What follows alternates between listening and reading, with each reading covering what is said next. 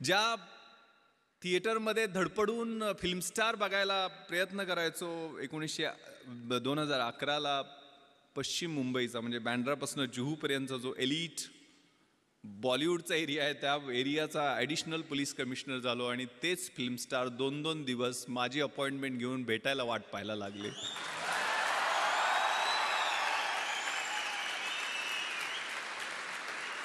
ज्या ताजमध्ये कधी चहा प्यायचंही स्वप्न पाहिलं नाही त्याच ताजमध्ये 26/11च्या रात्री सगळ्यात जास्त मी आणि माझ्या सहकाऱ्यांची वाट पाहिली गेली आणि तिथंच अतिरेक्यांची 2 हात केल्यामुळं राष्ट्रपतींचं शौर्य पदक आम्हाला प्रदान करण्यात आलं.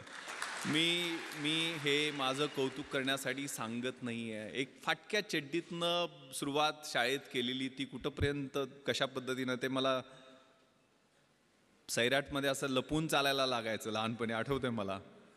तर ती परिस्थिती कशी बदलू शकते त्यासाठी मनगटात किलिंग इन्स्टिंक्ट लाथ मारीन तिथं पाणी काढीन